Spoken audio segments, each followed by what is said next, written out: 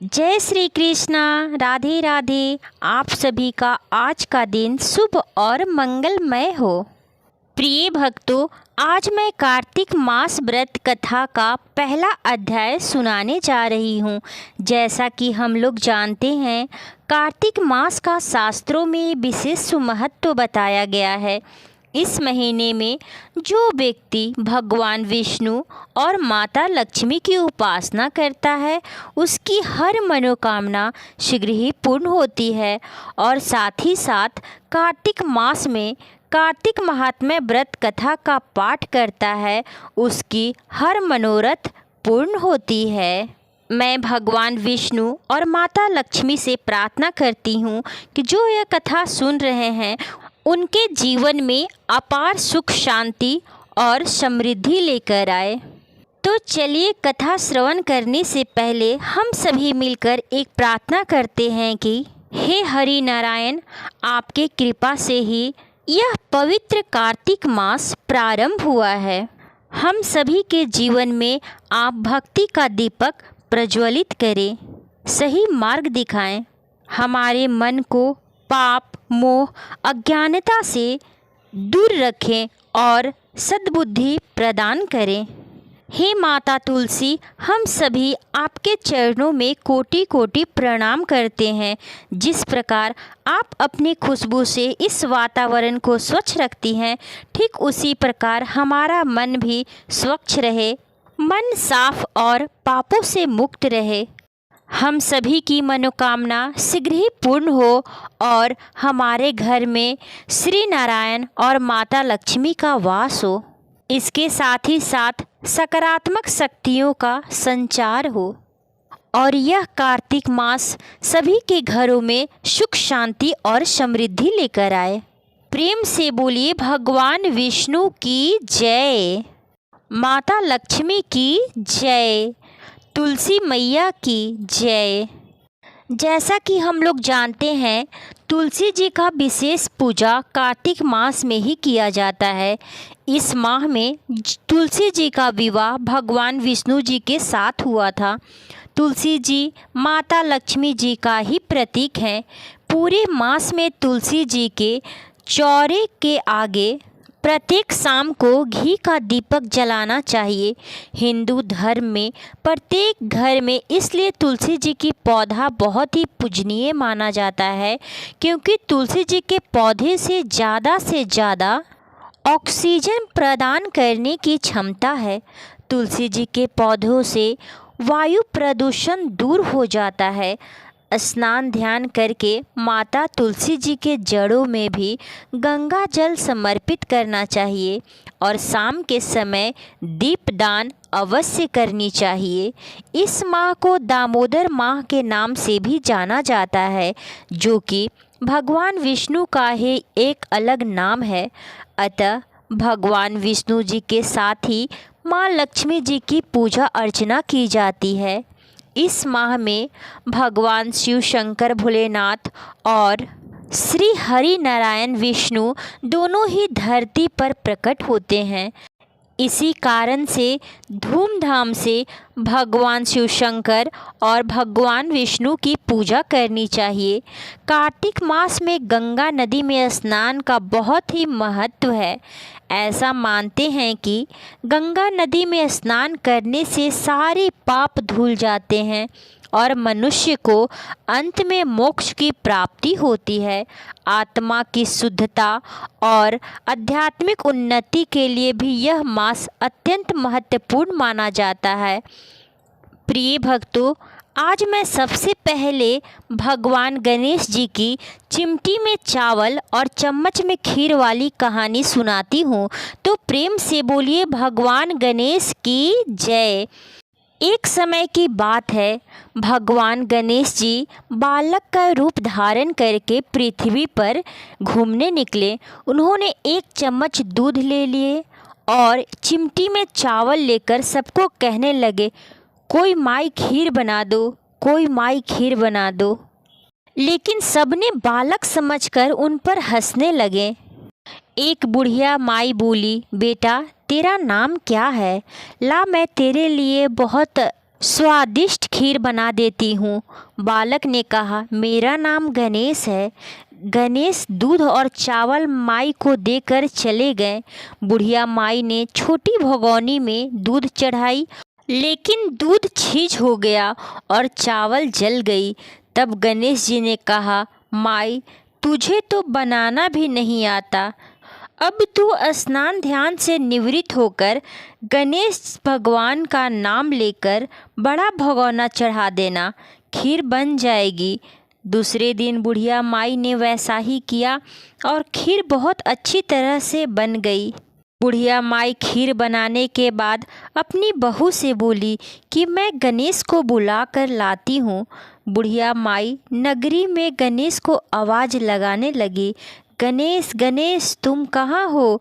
भगवान गणेश प्रकट हुए और बोले, माई मेरे तो भोग लग गए। तब बुढ़िया माई बोली, हे गणेश भगवान आपको भोग कैसा लगा। तब गणेश भगवान ने कहा, माई तेरी बहू ने मेरा नाम लेकर हे गणेश भगवान भोग लगना ऐसा कहकर एक कटोरी पी ली। मैं तो श्रद्धा और प्रेम का भूखा हूँ मैया। तब बुढ़िया माई बोली, हे गणेश जी भगवान बहू के भ्रम को बनाए रखना, किसी को मत बताना। अब मैं क्या करूं? तब गणेश भगवान जी ने कहा, हे बुढ़िया माई नगरी जीमा दे और जो बचे उसे अपने घरों के चारों कोनों में गाड़ दे, तेरे धन के भंडार भर जाएंगे। बुढ़िया माई ने नगरी नूत दी।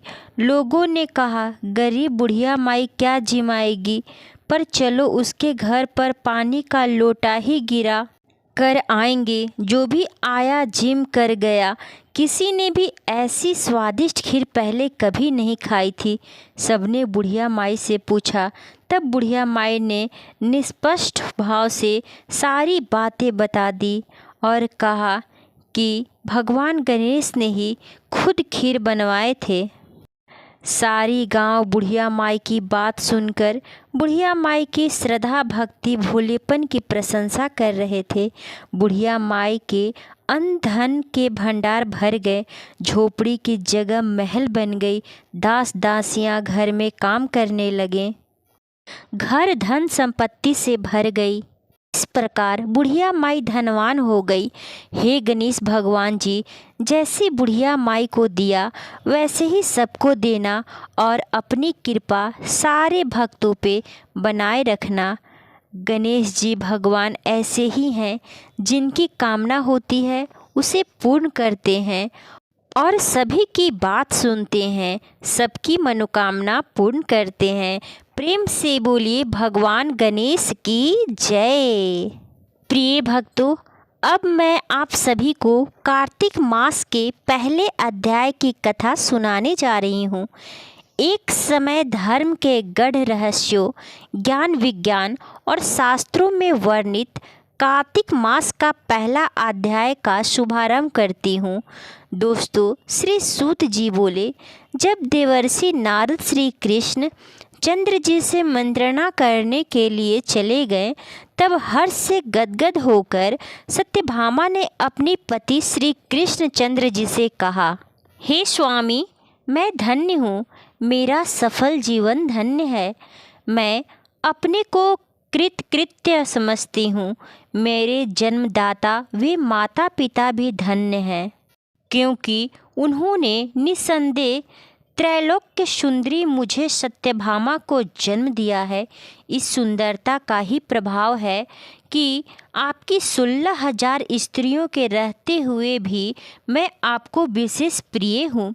केवल इसी के लिए मैंने कल्प वृक्ष के साथ आदि पुरुष आपको विधि पूर्वक संकल्प कर नारद के लिए उस समय समर्पित किया था, जब संसार के लोग कल्प वृक्ष का नाम तक नहीं जानते थे। वही कल्प वृक्ष उस समय से मेरे आंगन में लगा हुआ है। हे मधुसूदन, तीनों लोकों के स्वामी भगवान लक्ष्मीपति की मैं अतिशय प्रियतमा हूँ, इसलिए मैं आपसे कुछ पूछने की इच्छा करती हूँ। यदि आप चाहते हैं तो मेरे प्रश्न का उत्तर विस्तार पूर्वक मुझसे कहिए, जिसे सुनकर मैं अपना कल्याण करूँ। मुझे एक ऐसा उपाय बताइए जिससे कल पर्यंत भी मेरा एवं आपका वियोग कदापित नहीं हो सके। श्री सूत जी ने कहा कि इस प्रकार अपनी प्रियतमा सत्यभामा की बातें सुनकर श्री कृष्ण जी मंद मंद मुस्कुराने लगे और सत्यभामा का हाथ अपने हाथ में लेकर हास परिहास के साथ कल्प वृक्ष के नीचे पहुँचे और उस स्थान से सब सेवकों को हटा दिए। सत्यभामा की ओर देखकर हंसे, साथ ही पूछे कि क्या वह उपाय सुनेगी। सत्यभामा भगवान के इस अनुराग को देखकर संतुष्ट और पुलकित हो गई। वह बहुत खुश हो गई और भगवान श्री कृष्ण जी भी बहुत खुश हो गए। तब भगवान श्री कृष्ण ने कहा, हे देवी, वास्तव में इन 16,000 स्त्रियों के रहते हुए भी तुम मुझे प्राण के तुल्य प्यारी हो। तुम्हारे लिए तुम्हारी कल्प वृक्ष वाली जिद रखने के लिए देवताओं के साथ इंद्र से भी लड़ गया था। हे प्यारी, जो तुम पूछना चाहती हो वह बड़ी ही अद्भुत बात है।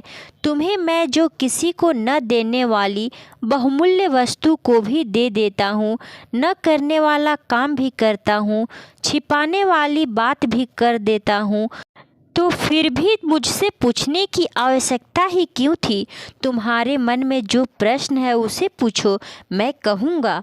सत्यभामा ने कहा, हे नाथ, मेरे पूर्व जन्म में कौन सा दान, व्रत अथवा तपस्या की थी जिसके प्रभाव से मैं संसार में पैदा होकर भी संसार की बाधाओं से मुक्त हूँ और आपकी अर्धांगिनी हूँ। सर्वदा गरुड़ पर सवारी करती हूँ। आपके साथ इंद्रादिक देवताओं के यहाँ आपके जाने पर आपके साथ मैं भी जाती हूँ। यही मैं पूछती हूँ कि मेरे उस जन्म में कौन सा शुभ कर्म किया था, पूर्व जन्म में कौन थी, मेरा कैसा स्वभाव था और मैं किसकी पुत्री थी। ये सब बातें मुझे विस्तार से कहें। श्री कृष्णचंद्र जी ने कहा, हे प्रिय, तुम सावधान होकर सुनो। मैं तुम्हारे पूर्व जन्म की कथा तुम्हें सुनाता हूँ। उस जन्म में तुमने जिस पवित्र व्रत को की थी सो बतलाता हूँ। जबकि सतयुग का अंत हो रहा था, उस समय मायापुरी में एक अत्रि गोत्र वाला देवशर्मा नामक ब्राह्मण निवास करता था। वह समस्त वेदों तथा वेदांगों में पारंगत था। अतिथि पूजक, अग्निहोत्री तथा सूर्य नारायण का व्रत करता था। वह बहुत ज़्यादा ज्ञानी था, सर्वगुण संपन्न था। सर्वदा सूर्य देव की उपासना करने के कारण वह दूसरे सूर्य की भांति देदीप्यमान था। उसको वृद्धावस्था में कुंवती नाम की एक कन्या उत्पन्न हुई। देवशर्मा को उस पुत्री के अतिरिक्त और कोई भी संतान नहीं था। सिर्फ एकलौती उसकी पुत्री ही थी। उसने अपनी पुत्री का विवाह अपने एक शिष्य चंद्र के साथ कर दिया। पुत्र विहीन देवशर्मा अपने शिष्य चंद्र को अपने पुत्र के समान ही मानते थे और जितेंद्रिय चंद्र भी देवशर्मा को अपने पिता के समक्ष ही समझते थे। एक दिन चंद्र और देवशर्मा दोनों कुश और समाधि लाने के लिए वन में गए और इधर उधर घूमते घूमते हिमालय के समीप एक उपवन में पहुंच गए। तब उन्होंने एक विकराल राक्षस को अपनी ओर आते देखा। उसे देखकर ये दोनों भय से व्याकुल हो गए। शरीर के अंग शिथिल हो गए और वे भागने में असमर्थ हो गए। यम स्वरूप उस राक्षस ने उन दोनों को मार डाला। हमारे गणों ने उस क्षेत्र के प्रभाव और उन दोनों के धार्मिक स्वभाव के कारण उन दोनों को वैकुंठ धाम में पहुंचाया। जीवन भर उन दोनों ने जो सूर्य देव का आराधना किया करता था, उसी से मैं उन पर बहुत प्रसन्न था। हे प्रिय, शैव्य और सूर्योपासक, गणेश के पूजक, वैष्णव और शक्ति के पूजक, जैसे वर्षा का पानी समुद्र में गिरता है उसी भांति ये सब अंत में मेरे ही समीप आते हैं। अकेला मैं ही नाम और क्रिया के भेद से 5 रूपों में विभक्त हूँ। जैसे किसी का नाम देवदत्त है, वही देवदत्त किसी का बाप है, किसी का पुत्र है, किसी का भाई और किसी का भतीजा है, लेकिन वास्तव में यह देवदत्त एक ही है। अस्तु सूर्य के समान तेजस्वी वे दोनों मेरे बैकुंठ में आकर रहने लगे। विमान पर यात्रा करते थे, उनका मेरे समान रूप था, वे मेरे ही समीप रहते थे और उनके शरीर में दिव्य चंदन लगा रहता था। सभी प्रेम से बोलिए श्री विष्णु की जय, माता लक्ष्मी की जय। प्रिय भक्तों, अब चलिए सुनते हैं तुलसी माता की कहानी। तुलसी माता ने एक बुढ़िया को दिलाया कृष्ण का कांधा। जानिए क्या है कार्तिक माह की कहानी। कार्तिक माह में सभी औरतें तुलसी जी को जल से सींचा करती थी। एक बुढ़िया भी प्रतिदिन कार्तिक के महीने में माता तुलसी की पूजा अर्चना करती थी और 1 लोटा जल माता को अर्पित करती थी। और तुलसी माता की पूजा करने के बाद जब वह घर जाती थी तो वह तुलसी माता से कहती थी कि हे तुलसी माता, सत की दाता, मैं तेरा बिरवा सींचती हूँ, मुझे बहू दे, पीले रंग की धोती दे, मीठा ग्रास दे, वैकुंठ में वास दे, अच्छी मौत दे, चंदन का काठ दे, अच्छा राज दे, खाने को दाल भात दे और 11 यानी कि एकादशी के दिन कृष्ण का कांधा दे। बुढ़िया माता की यह बातें सुन तुलसी माता सूखने लगी। तुलसी माता को यूँ सूखते देख भगवान ने पूछा, हे तुलसी, तुम दिन प्रतिदिन क्यों सूखती जा रही हो? तुलसी माता ने कहा कि बस मेरे मन की मत पूछो। भगवान ने कहा कि मैं नहीं पूछूंगा तो कौन पूछेगा? इस पर तुलसी माता कहती हैं कि एक बुढ़िया आती है और अपनी बात कहकर चली जाती है। मैं उसकी सभी बातें पूरी कर दूंगी, लेकिन कृष्ण का कांधा कहाँ से लाऊंगी? भगवान कृष्ण बोले कि वह मरेगी तो अपने आप ही कंधा देने आऊँगा। तुम बुढ़िया माई से यह बात कह देना। इसके बाद बुढ़िया मर जाती है। बुढ़िया के मरने पर सारा गांव इकट्ठा हो गया और उसका अंतिम संस्कार आने पर उसे उठाने लगे, लेकिन वह बहुत भारी हो गई थी। वह किसी से नहीं उठ पा रही थी, जिससे उसकी अर्थी टस से मस नहीं हो पा रही थी, हिल नहीं रही थी। बहुत लोगों ने प्रयत्न किया, फिर भी बुढ़िया की अर्थी को किसी ने नहीं उठा पाया। सभी बोले कि यह तो बहुत संस्कारी थी, बहुत पूजा पाठ करती थी, कोई पाप नहीं किया करती, फिर भी यह इतनी भारी कैसे हो गई? बूढ़े ब्राह्मण के वेश में भगवान आए और कहने लगे कि यह भीड़ कैसी है? तब गांव वाले बोले कि एक बुढ़िया बहुत ही पूजा पाठ करती थी, कभी पाप नहीं करती थी, वह मर गई है और उसकी अर्थी को कोई उठा नहीं पा रहा है, वह बहुत भारी हो गई है। तब भगवान ने कहे कि मुझे इसके कान में कुछ कहने दो, फिर यह उठ जाएगी। भगवान बुढ़िया के पास गए और उसके कान में कहा कि माई, तू अपने मन की कर ले, पीताम्बर की धोती ले, मीठा ग्रास ले, बैकुंठ में वास ले, चटक की चाल ले, चंदन का काठ ले, झालर की झनकार ले, दाल भात को जी ले और कृष्ण का कंधा ले। भगवान की सभी बातें सुनकर बुढ़िया तुरंत हल्की हो गई और भगवान अपने कंधे पर उसे ले गए। इस प्रकार भगवान ने बुढ़िया को मुक्ति दिलाई और वह बुढ़िया बैकुंठ को चली गई।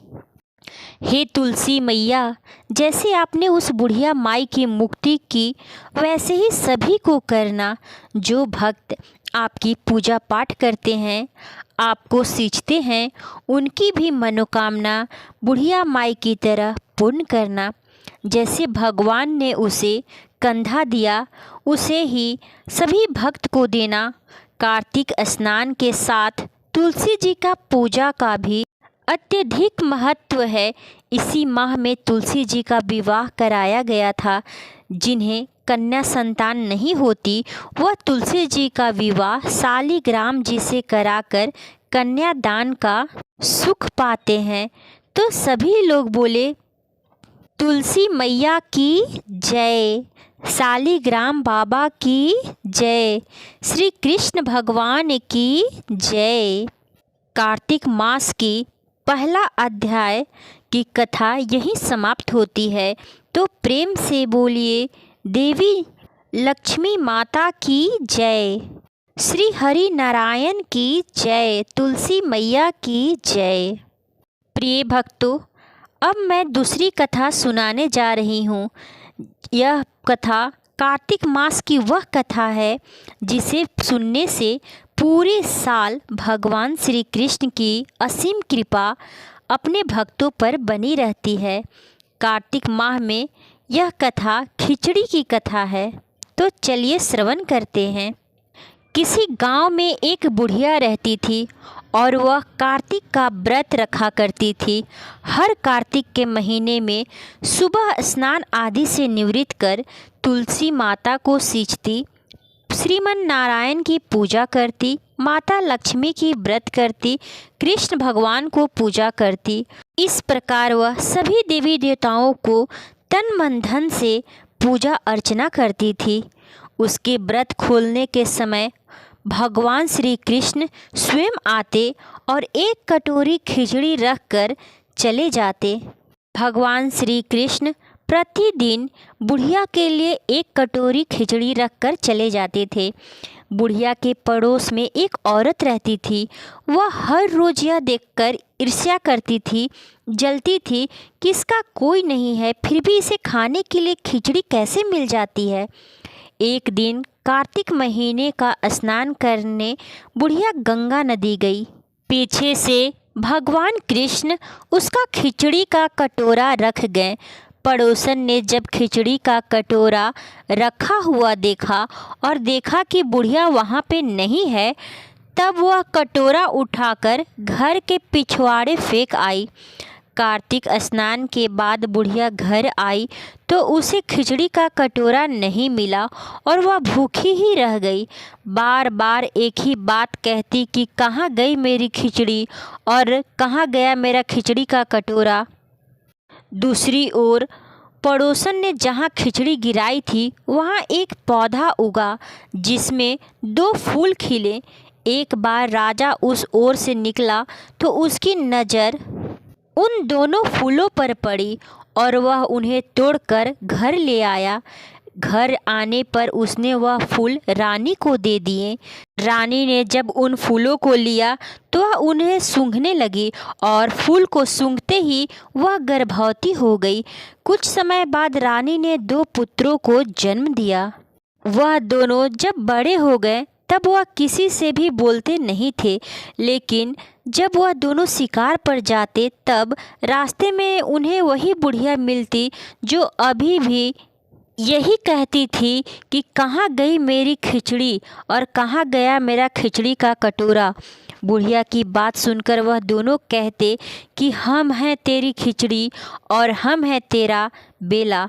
हर बार जब भी वह शिकार पर जाते तो बुढ़िया यही बात कहती और वह दोनों वही उत्तर देते थे।